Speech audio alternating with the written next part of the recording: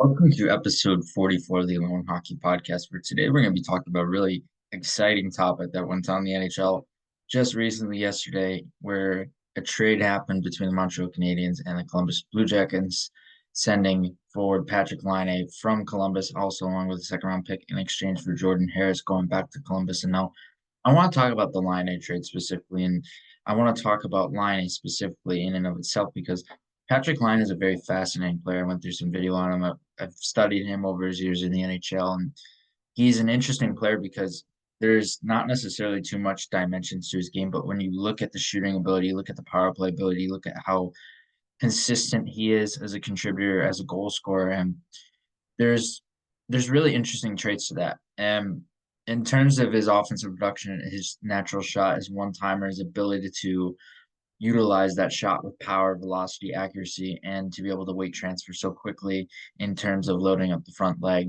on his shots and generating power through his front leg.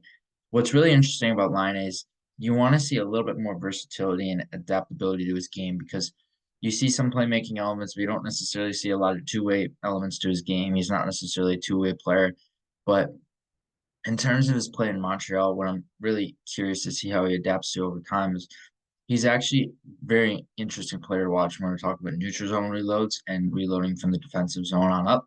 And especially when he has the puck on his stick, he can reload the puck with a little bit more pace. And it'll be interesting to see, especially in a up tempo style system like Montreal, where they like to play with a little bit more nuance as well.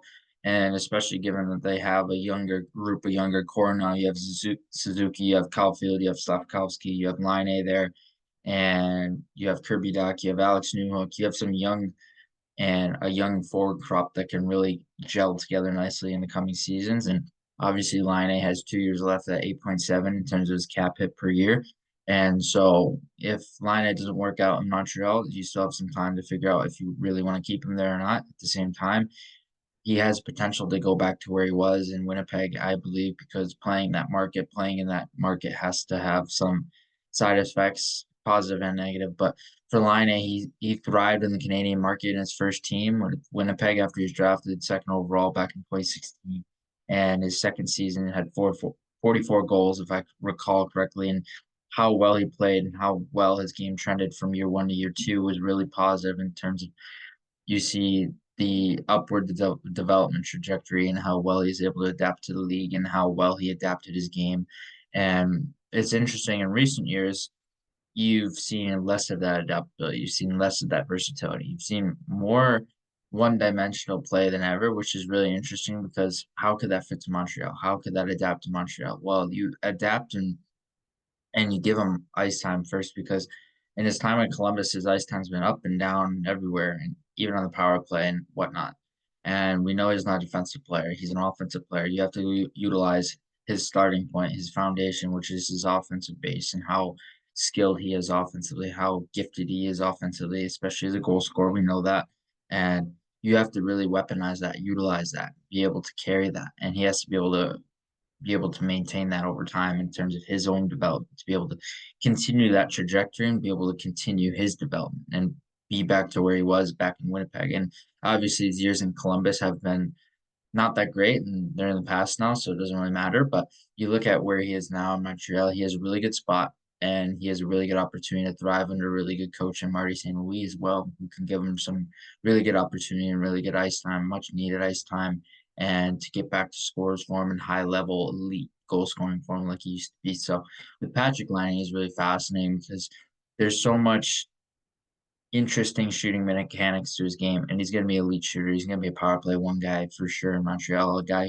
you can position in that Ovechkin like spot on power play and be able to feed him pucks, and he can wire pucks home and utilize his one timers for shot. He can utilize different ways of shooting, obviously. And with Line, it's interesting to how the game for him. He can be a good playmaker, but you want to see a little bit more possession impact at times, especially in the neutral zone. But we talked about his ability to reload fast. He can reload pucks fast. He can reload pucks with impact.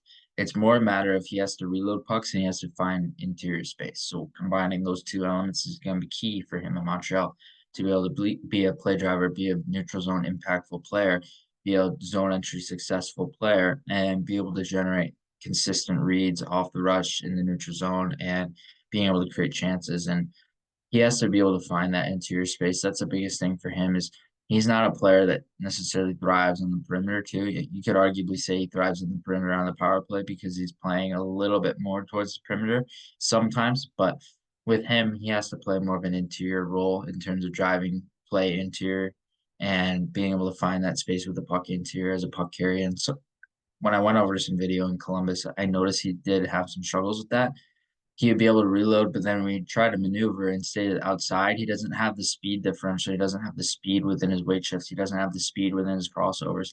And he doesn't have the shiftiness of a smaller level player to be able to maneuver around to get around the perimeter. And obviously, is a longer reach too. So when you factor in that, if he's on the perimeter already, he's trying to maneuver around a guy, he could end up maneuvering into the boards because his reach is so long. Whereas a smaller player, they can maneuver around a little bit quicker. They have smaller limbs and they can really understand how to maneuver around those small area situations. But with Laine, that's a challenge given that he's a bigger player and he has longer limbs, so he has to understand how to adapt to those situations. And being able to have success interior for him is going to be key moving forward and being able to generate offense and being able to be a consistent play driver in Montreal as well. And Montreal is obviously an interesting market, a very passionate market. They have a lot of fans and they have a lot of media attention, and he's already going to be used to that because he's dealt with that in Winnipeg, so it's not going to be a big deal for him. It's just going to be a bigger, slightly bigger stage. But at the same time, with Laine, you're going to get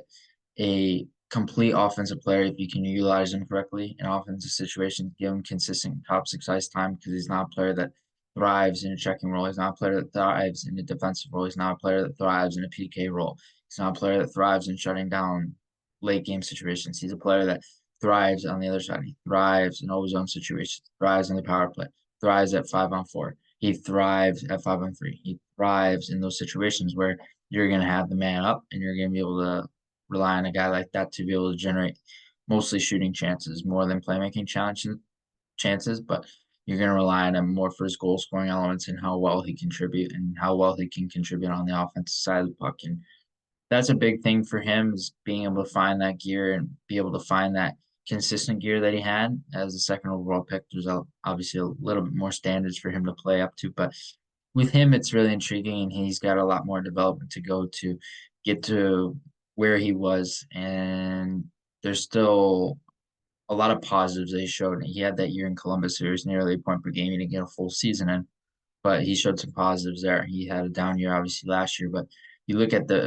even his time in Columbus, where it wasn't the most successful, but even then, he was still having a nearly point per game season. And when you look at what Montreal got, they got a second round pick along with him, which when I first saw the trade, I thought they sent a second round pick with Harris back, but I was wrong.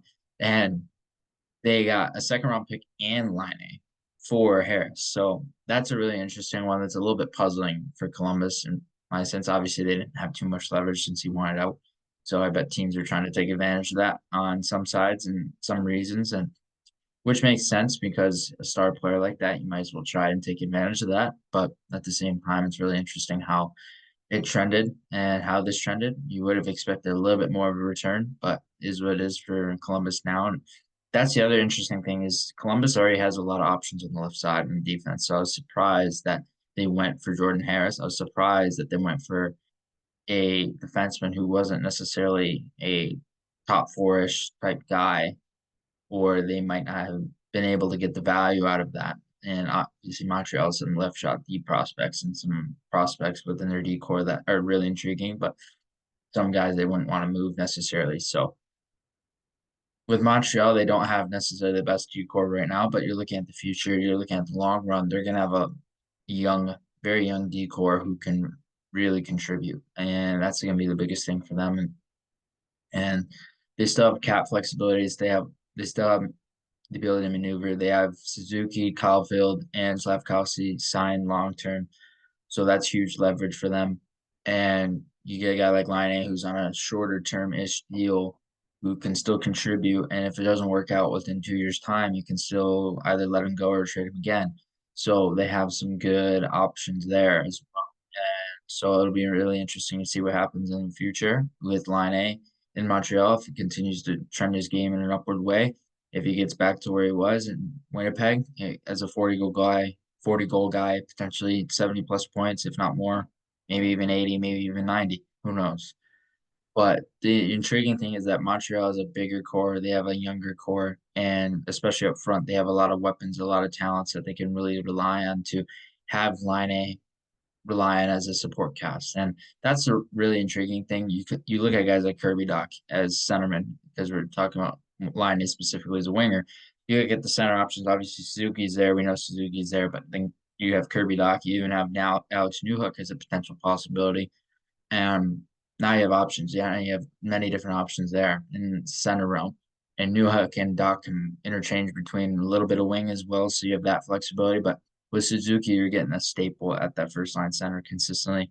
And you obviously have other winger options like Uri Safkowski is 6'4" and very similar in height, very similar somewhat in style, the closest comp to Line A in terms of style on the team now.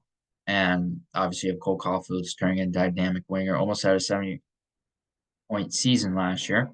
And you have a lot of different options there to work with now. So there's a lot more flexibility in that sense with how Line can continue to develop and he can continue to improve his game over time as well.